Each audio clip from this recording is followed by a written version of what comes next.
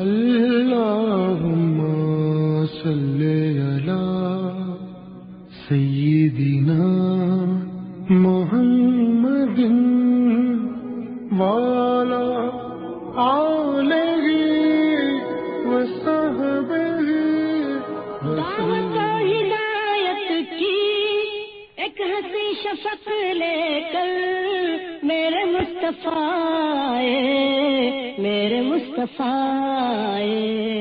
کفر کے اندھیروں میں نور کا طبق لے کر میرے مصطفیٰ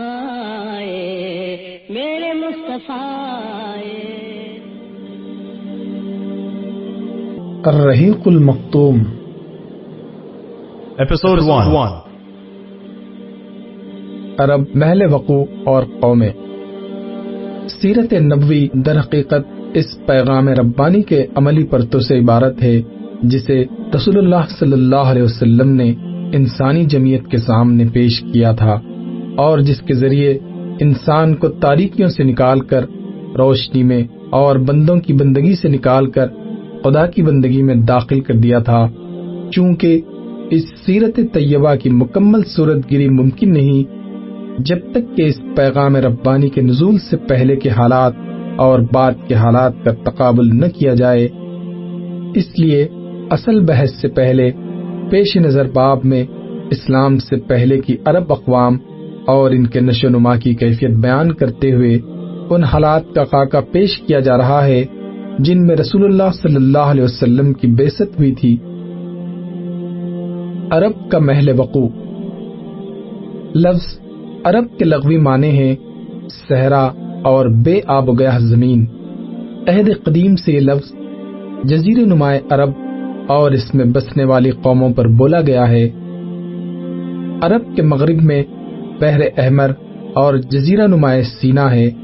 مشرق میں خلیج عرب اور جنوبی عراق کا ایک بڑا حصہ ہے. جنوب میں بحر عرب ہے جو در حقیقت بحر ہند کا پھیلاؤ ہے. شمال میں ملک شام اور کسی قدر شمالی عراق ہے. ان میں سے بعض سرحدوں کے متعلق اختلاف بھی ہے. کل رقبے کا اندازہ 10 لاکھ سے 13 لاکھ مربع میل تک کیا گیا ہے. جزیرہ نمائے عرب طبعی اور جغرافیائی حیثیت سے بڑی اہمیت رکھتا ہے. اندرونی طور پر یہ ہر 4 جانب سے صحرا اور ریگستان سے گھرا ہوا ہے، جس کی بدولت یہ ایسا محفوظ قلعہ بن گیا ہے کہ بیرونی قوموں کے لیے اس پر قبضہ کرنا اور اپنا اثر و نفوذ پھیلانا سخت مشکل ہے. یہی وجہ ہے کہ جزیرۃ العرب کے باشندے عہد قدیم سے اپنے جملہ معاملات میں مکمل طور پر آزاد و خود مختار نظر آتے ہیں. حالانکہ یہ ایسی 2 عظیم طاقتوں کے ہمسایہ تھے کہ اگر یہ ٹھوس قدرتی رکاوٹ نہ ہوتی تو ان کے حملے روک لینا باشندگان عرب کے بس کی بات نہ تھی. بیرونی طور پر جزیرہ نمائے عرب پرانی دنیا کے تمام معلوم بر اعظموں کے بیچوں بیچ واقع ہے اور خشکی اور سمندر دونوں راستوں سے ان کے ساتھ جڑا ہوا ہے. اس کا شمال مغربی گوشہ بر اعظم افریقہ میں داخلے کا دروازہ ہے. شمال مشرقی گوشہ یورپ کی کنجی ہے. مشرقی گوشہ ایران، وسط ایشیا اور مشرق بعید کے دروازے کھولتا ہے اور ہندوستان اور چین تک پہنچتا ہے. اسی طرح ہر بر اعظم سمندر کے راستے بھی جزیرہ نمائے عرب سے جڑا ہوا ہے اور ان کے جہاز عرب بندرگاہوں پر براہ راست لنگر انداز ہوتے ہیں. اس جغرافیائی محل وقوع کی وجہ سے جزیرۃ العرب کے شمالی اور جنوبی گوشے مختلف قوموں کی آماجگاہ اور تجارت و ثقافت اور فنون و مذاہب کے لین دین کا مرکز رہ چکے ہیں. عرب قومیں. مورخین نے نسلی اعتبار سے عرب اقوام کی 3 قسمیں قرار دی ہیں. نمبر 1 عرب باعدہ، یعنی وہ قدیم عرب قبائل اور قومیں جو بالکل ناپید ہو گئیں اور ان کے متعلق ضروری تفصیلات بھی دستیاب نہیں، مثلاً عاد، سمود، تم، جدیس، عمالقہ وغیرہ. نمبر 2 عرب عاربہ، یعنی وہ عرب قبائل جو یعرب بن یشجب بن قحطان کی نسل سے ہیں، انہیں قحطانی عرب کہا جاتا ہے۔ نمبر 3، عرب مستعربہ، یعنی وہ عرب قبائل جو حضرت اسماعیل علیہ السلام کی نسل سے ہیں، انہیں عدنانی عرب کہا جاتا ہے۔ عرب عاربہ یعنی قحطانی عرب کا اصل گہوارہ ملک یمن تھا۔ یہی ان کے خاندان اور قبیلے مختلف شاخوں میں پھوٹے، پھیلے اور بڑھے۔ ان میں سے 2 قبیلوں نے بڑی شہرت حاصل کی۔ الف، حمیرہ، جس کی مشہور شاخیں زید الجمہور، قزا اور سکاسک ہیں۔ بے، کوہلان، جس کی مشہور شاخیں ہمدان، انمار، تئی، مزہج، کندہ، لقم، جزام، ازد، اوس، خزرج اور اولاد جفنہ ہیں، جنہوں نے آگے چل کر ملک شام کے اطراف میں بادشاہت قائم کی اور آل غسان کے نام سے مشہور ہوئے۔ عام کوہلانی قبائل نے بعد میں یمن چھوڑ دیا اور جزیرت العرب کے مختلف اطراف میں پھیل گئے۔ ان کے عمومی ترک وطن کا واقعہ سیل ارم سے کسی قدر پہلے اس وقت پیش آیا جب رومیوں نے مصر و شام پر قبضہ کر کے اہل یمن کی تجارت کے بحری راستے پر اپنا تسلط جما لیا اور بری شاہراہ کی سہولیات غارت کر کے اپنا دباؤ اس قدر بڑھا دیا کہ کوہلانیوں کی تجارت تباہ ہو کر رہ گئی۔ کچھ عجب نہیں کہ کوہلانی اور حمیری خاندانوں میں چشمک بھی رہی ہو اور یہ بھی کوہلانیوں کے ترک وطن کا ایک مؤثر سبب بنی ہو۔ اس کا اشارہ اس سے بھی ملتا ہے۔ کوہلانی قبائل نے تو ترک وطن کیا، لیکن حمیری قبائل اپنی جگہ برقرار رہے۔ جن کوہلانی قبائل نے ترک وطن کیا، ان کی 4 قسمیں کی جا سکتی ہیں۔ نمبر 1، ازد۔ انہوں نے اپنے سردار عمران بن عمر مزیقیہ کے مشورے پر ترک وطن کیا۔ پہلے تو یہ یمن ہی میں ایک جگہ سے دوسری جگہ منتقل ہوتے رہے اور حالات کا پتہ لگانے کے لیے آگے آگے ہر اول دستوں کو بھیجتے رہے، لیکن آخرکار شمال کا رخ کیا اور پھر مختلف شاخیں گھومتے گھماتے مختلف جگہ دائمی طور پر سکونت پذیر ہو گئیں۔ اس کی تفصیل درج ذیل ہے۔ ثعلبہ بن عمر، اس نے اولاً حجاز کا رخ کیا اور ثعلبیہ اور ذیقار کے درمیان اقامت اختیار کی۔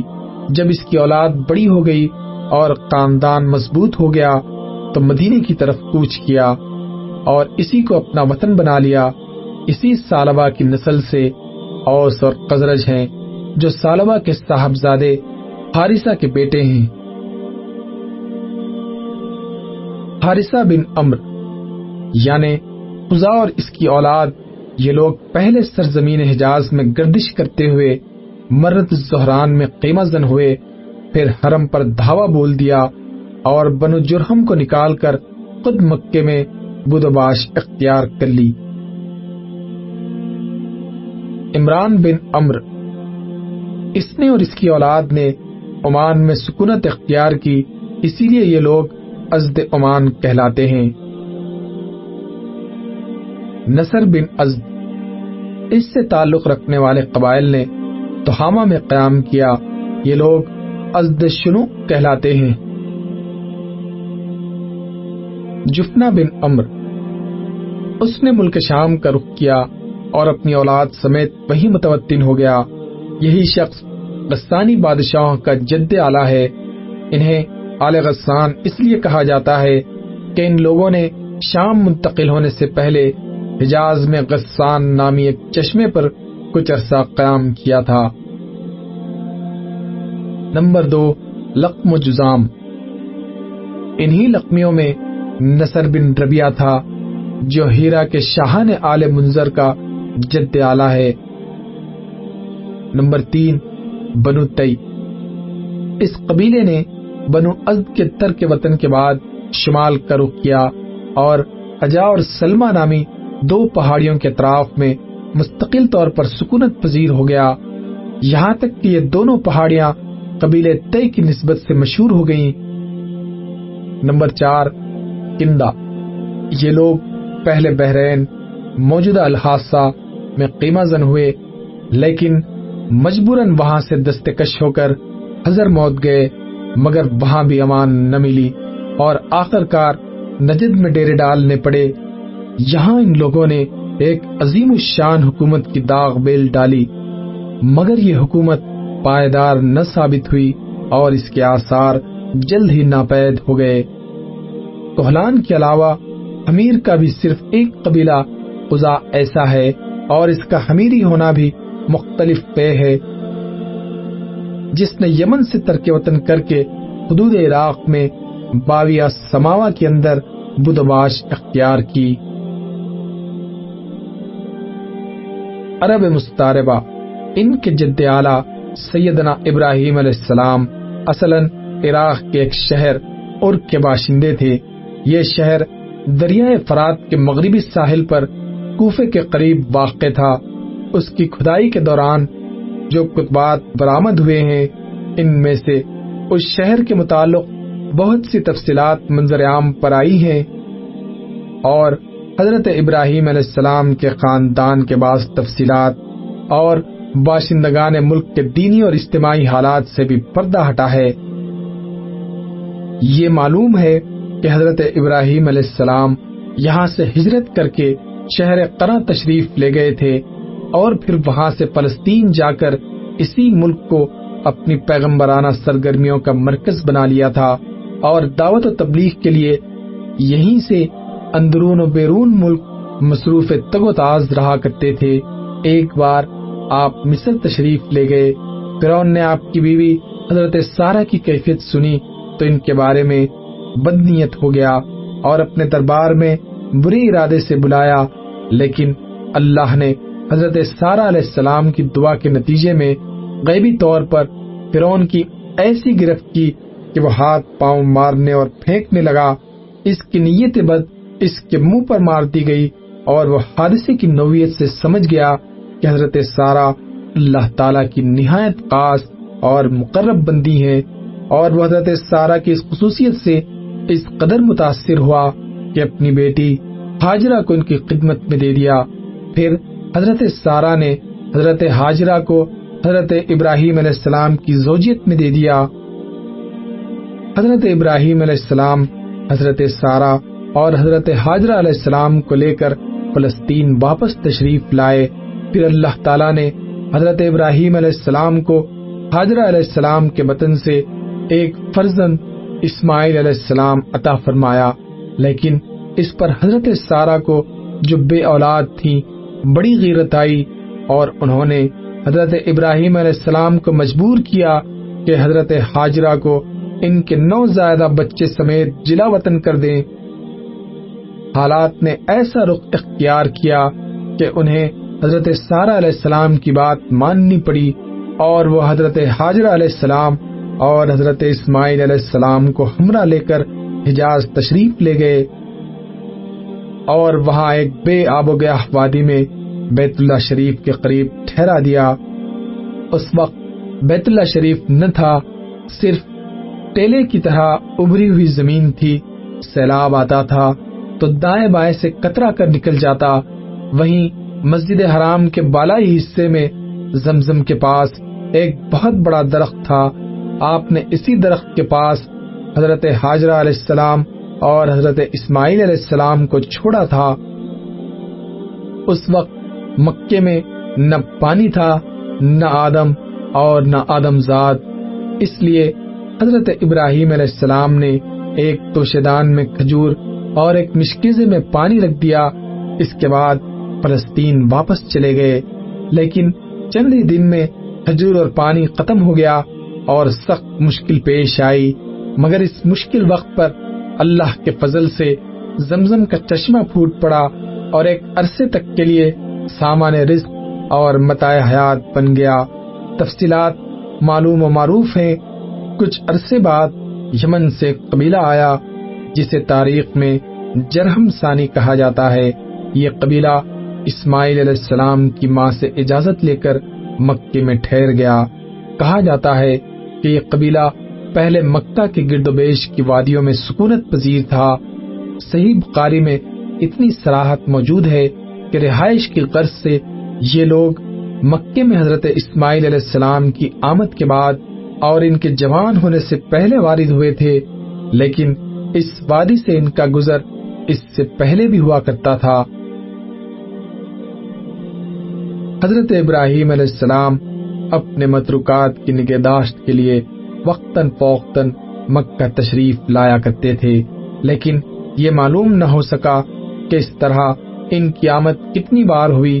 البتہ تاریخی مآخذ میں 4 بار ان کی آمد کی تفصیل محفوظ ہے، جو یہ ہے: نمبر 1، قرآن مجید میں بیان کیا گیا ہے کہ اللہ تعالیٰ نے حضرت ابراہیم علیہ السلام کو خواب میں دکھلایا کہ وہ اپنے صاحبزادے حضرت اسماعیل علیہ السلام کو ذبح کر رہے ہیں۔ یہ خواب ایک طرح کا حکم الہی تھا اور باپ بیٹے دونوں اس حکم الہی کی تعمیل کے لیے تیار ہو گئے، اور جب دونوں نے سر تسلیم خم کر دیا اور باپ نے بیٹے کو پیشانی کے بل لٹا دیا تو اللہ نے پکارا، اے ابراہیم، تم نے خواب کو سچ کر دکھایا، ہم نیکوکاروں کو اسی طرح بدلہ دیتے ہیں۔ یقیناً ایک کھلی ہوئی آزمائش تھی اور اللہ نے انہیں فدیے میں ایک عظیم ذبیحہ عطا فرمایا۔ مجموعہ بائبل کی کتاب پیدائش میں مذکور ہے کہ حضرت اسماعیل علیہ السلام حضرت اسحاق علیہ السلام سے 13 سال بڑے تھے، اور قرآن کا سیاق بتلاتا ہے کہ یہ واقعہ حضرت اسحاق علیہ السلام کی پیدائش سے پہلے پیش آیا تھا، کیونکہ پورا واقعہ بیان کر چکنے کے بعد حضرت اسحاق علیہ السلام کی پیدائش کی بشارت کا ذکر ہے۔ اس واقعے سے ثابت ہوتا ہے کہ حضرت اسماعیل علیہ السلام کے جوان ہونے سے پہلے کم از کم ایک بار حضرت ابراہیم علیہ السلام نے مکے کا سفر ضرور کیا تھا۔ بقیہ 3 سفروں کی تفصیل صحیح بخاری کی ایک طویل روایت میں ہے، جو ابن عباس رضی اللہ عنہ سے مرفوعاً مروی ہے۔ اس کا خلاصہ یہ ہے: نمبر 2، حضرت اسماعیل علیہ السلام جب جوان ہو گئے، جرہم سے عربی سیکھ لی اور ان کی نگاہوں میں جچنے لگے تو ان لوگوں نے اپنے خاندان کی ایک خاتون سے آپ کی شادی کر دی۔ اسی دوران حضرت ہاجرہ علیہ السلام کا انتقال ہو گیا۔ ادھر حضرت ابراہیم علیہ السلام کو خیال ہوا کہ اپنا ترکہ دیکھنا چاہیے، چنانچہ وہ مکہ تشریف لے گئے، لیکن حضرت اسماعیل علیہ السلام سے ملاقات نہ ہوئی۔ بہو سے حالات دریافت کیے، اس نے تنگ دستی کی شکایت کی۔ آپ نے وصیت کی کہ اسماعیل علیہ السلام آئیں تو کہنا اپنے دروازے کی چوکھٹ بدل دیں۔ اس وصیت کا مطلب حضرت اسماعیل علیہ السلام سمجھ گئے، بیوی کو طلاق دے دی اور ایک دوسری عورت سے شادی کر لی جو جرہم کے سردار مزاز بن عمرو کی صاحبزادی تھی۔ نمبر 3، اس دوسری شادی کے بعد ایک بار پھر حضرت ابراہیم علیہ السلام مکہ تشریف لے گئے، مگر اس دفعہ بھی حضرت اسماعیل علیہ السلام سے ملاقات نہ ہوئی۔ بہو سے احوال دریافت کیے تو اس نے اللہ کی حمد و ثنا کی۔ آپ نے وصیت کی کہ اسماعیل علیہ السلام اپنے دروازے کی چوکھٹ برقرار رکھیں، اور فلسطین واپس ہو گئے۔ نمبر 4، اس کے بعد پھر تشریف لائے تو اسماعیل علیہ السلام زمزم کے قریب درخت کے نیچے تیر گھڑ رہے تھے، دیکھتے ہی لپک پڑے اور وہی کیا جو ایسے موقع پر ایک باپ اپنے بیٹے کے ساتھ اور بیٹا باپ کے ساتھ کرتا ہے۔ یہ ملاقات اتنے طویل عرصے کے بعد ہوئی تھی کہ ایک نرم دل اور شفیق باپ اپنے بیٹے سے اور ایک اطاعت شار بیٹا اپنے باپ سے مشکل ہی اتنی لمبی جدائی برداشت کر سکتا ہے۔ اسی دفعہ دونوں نے مل کر خانہ کعبہ تعمیر کیا، بنیاد کھود کر دیواریں اٹھائیں، اور ابراہیم علیہ السلام نے ساری دنیا کے لوگوں کو حج کے لیے آواز دی۔ اللہ تعالیٰ نے مزاز کی صاحبزادی سے اسماعیل علیہ السلام کو 12 بیٹے عطا فرمائے، جن کے نام یہ ہیں: نابت یا نبایوت، قیدار، ادبائل، مبشام، مشمع، دوما، میشا، حدد، تیمہ، یتور، نفیس، قیدمان۔ ان 12 بیٹوں سے 12 قبیلے وجود میں آئے اور سب نے مکہ ہی میں بود و باش اختیار کی۔ ان کی معیشت کا دار و مدار زیادہ تر یمن اور مصر و شام کی تجارت پر تھا۔ بعد میں یہ قبائل جزیرۃ العرب کے مختلف اطراف میں بلکہ بیرون عرب بھی پھیل گئے اور ان کے حالات زمانے کی طویل تاریکیوں میں دب کر رہ گئے۔ صرف نابت اور قیدار کی اولاد اس گمنامی سے مستثنیٰ ہیں۔ نبتیوں کے تمدن کو شمالی حجاز میں فروغ اور عروج حاصل ہوا۔ انہوں نے ایک طاقتور حکومت قائم کر کے گرد و بیش کے لوگوں کو اپنا باج گزار بنا لیا۔ کسی کو ان کے مقابلے کی طاق نہ تھی۔ پھر رومیوں کا دور آیا اور انہوں نے نبتیوں کو قصے پارینہ بنا دیا۔ مولانا سید سلیمان ندوی نے ایک دلچسپ بحث اور گہری تحقیق کے بعد ثابت کیا ہے کہ آل غسان اور انصار یعنی اوس اور خزرج قحطانی عرب نہ تھے، بلکہ اس علاقے میں نابت بن اسماعیل کی جو نسل بچی کچی رہ گئی تھی وہی تھے۔ قیدار بن اسماعیل کی نسل مکہ ہی میں پھلتی پھولتی رہی، یہاں تک کہ عدنان اور پھر ان کے بیٹے معد کا زمانہ آ گیا۔ عدنانی عرب کا سلسلہ نسب صحیح طور پر یہیں تک محفوظ ہے۔ عدنان نبی صلی اللہ علیہ وسلم کے سلسلے نسب میں 21ویں پشت پر پڑتے ہیں۔ بعض روایتوں میں بیان کیا گیا ہے کہ آپ صلی اللہ علیہ وسلم جب اپنا سلسلے نسب ذکر فرماتے تو عدنان پر پہنچ کر رک جاتے اور آگے نہ بڑھتے۔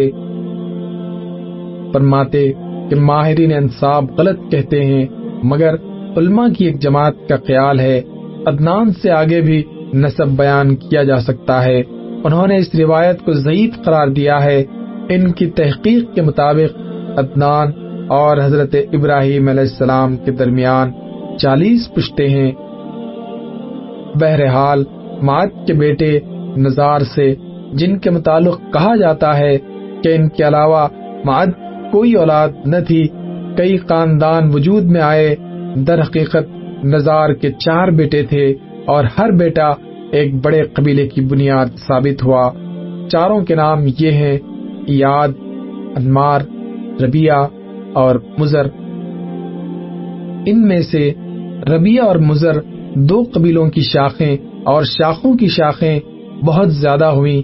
چنانچہ ربیہ سے اسد بن ربیہ، عنزہ، عبد القیس، وائل، بکر، تغلب اور بنو حنیفہ وغیرہ وجود میں آئے۔ مزر کی اولاد 2 بڑے قبیلوں میں تقسیم ہوئی۔ نمبر 1 قیس اعلان بن مزر، نمبر 2 الیاس بن مزر۔ قیس اعلان سے بنو سلیم، بنو حوازن، بنو غطفان، غطفان سے ابس، زبیان، اشجع اور غنی بن آسر کے قبائل وجود میں آئے۔ الیاس بن مزر سے تمیم بن مرہ، حسیل بن مدرکہ، بنو اسد بن خزیمہ اور کنانہ بن خزیمہ کے قبائل وجود میں آئے۔ پھر کنانہ سے قریش کا قبیلہ وجود میں آیا۔ یہ قبیلہ فہر بن مالک بن نظر بن کنانہ کی اولاد ہے۔ پھر قریش بھی مختلف شاخوں میں تقسیم ہوئے۔ مشہور قریشی شاخوں کے نام یہ ہیں: جماح، سہم، عدی، مخزوم، تیم، زہرہ اور قصی بن کلاب کے خاندان یعنی عبد الدار، اسد بن عبد العزیٰ اور عبد مناف۔ یہ تینوں قصی کے بیٹے تھے۔ ان میں سے عبد مناف کے 4 بیٹے ہوئے، جن سے 4 ذیلی قبائل وجود میں آئے، یعنی عبد شمس، نوفل، مطلب اور ہاشم۔ انہی ہاشم کی نسل سے اللہ تعالیٰ نے ہمارے حضور محمد صلی اللہ علیہ وسلم کا انتخاب فرمایا۔ رسول اللہ صلی اللہ علیہ وسلم کا ارشاد ہے کہ اللہ تعالیٰ نے ابراہیم علیہ السلام کی اولاد میں سے اسماعیل علیہ السلام کا انتخاب فرمایا، پھر اسماعیل علیہ السلام کی اولاد میں سے کنانہ کو منتخب کیا، اور کنانہ کی نسل سے قریش کو چنا، پھر قریش میں سے بنو ہاشم کا انتخاب کیا اور بنو ہاشم میں سے میرا انتخاب کیا۔ ابن عباس رضی اللہ عنہ کا بیان ہے کہ رسول اللہ صلی اللہ علیہ وسلم نے فرمایا، اللہ تعالیٰ نے خلق کی تخلیق فرمائی تو مجھے سب سے اچھے گروہ میں بنایا، پھر ان کے بھی 2 گروہوں میں سے زیادہ اچھے گروہ کے اندر رکھا، پھر قبائل کو چنا تو مجھے سب سے اچھے قبیلے کے اندر بنایا، پھر گھرانوں کو چنا، مجھے سب سے اچھے گھرانے میں بنایا، لہذا میں اپنی ذات کے اعتبار سے بھی سب سے اچھا ہوں اور اپنے گھرانے کے اعتبار سے بھی سب سے بہتر ہوں۔ بہرحال عدنان کی نسل جب زیادہ بڑھ گئی تو وہ چارے پانی کی تلاش میں عرب کے مختلف اطراف میں بکھر گئی، چنانچہ قبیلے عبد القیس نے بکر بن وائل کی کئی شاخوں نے اور بنو تمیم کے خاندانوں نے بحرین کا رخ کیا اور اسی علاقے میں جا بسے۔ بنو حنیفہ بن صعب بن علی بن بکر نے یمامہ کا رخ کیا اور اس کے مرکز حجر میں سکونت پذیر ہو گئے۔ بکر بن وائل کی بقیہ شاخوں نے یمامہ سے لے کر بحرین، ساحل کاظمہ، خلیج، سواد عراق، ابواللہ اور ہیت تک کے علاقوں میں بود و باش اختیار کی۔ بنو تغلب جزیرت الفراتیہ میں قامت گزین ہوئے، البتہ ان کی بعض شاخوں نے بنو بکر کے ساتھ سکونت اختیار کی۔ بنو تمیم نے وادی بصرہ کو اپنا وطن بنایا، بنو سلیم نے مدینے کے قریب ڈیرے ڈالے، ان کا مسکن وادی القرہ سے شروع ہو کر خیبر اور مدینے کے مشرق سے گزرتا ہوا ہرہ بنو سلیم سے متصل 2 پہاڑیوں تک منتہی ہوتا تھا۔ بنو ثقیف نے طائف کو وطن بنا لیا اور بنو حوازن نے مکے کے مشرق میں وادی اوتاس کے گرد و بیش ڈیرے ڈالے، ان کا مسکن مکہ و بصرہ شاہراہ پر واقع تھا۔ بنو اسد تیمہ کے مشرق اور کوفہ کے مغرب میں قیمہ زن ہوئے، ان کے اور تیمہ کے درمیان بنو تئی کا ایک خاندان بہنز آباد تھا۔ بنو اسد کی آبادی اور کوفے کے درمیان 5 دن کی مسافت تھی۔ بنو زبیان تیمہ کے قریب حوران کے اطراف میں آباد ہوئے۔ تہامہ میں بنو کنانہ کے خاندان رہ گئے تھے، ان میں سے قریشی خاندانوں کی بود و باش مکہ اور اس کے اطراف میں تھی۔ یہ لوگ پراگندہ تھے، ان کی کوئی شیرازہ بندی نہ تھی، تاکہ حسی بن کلاب ابھر کر منظر عام پر آیا اور قریشیوں کو متحد کر کے شرف و عزت اور بلندی و وقار سے بہرہ کیا۔ اللہم صلی علی محمد وعلی آلہ وصحبہ وسلم۔ اللہم صلی علی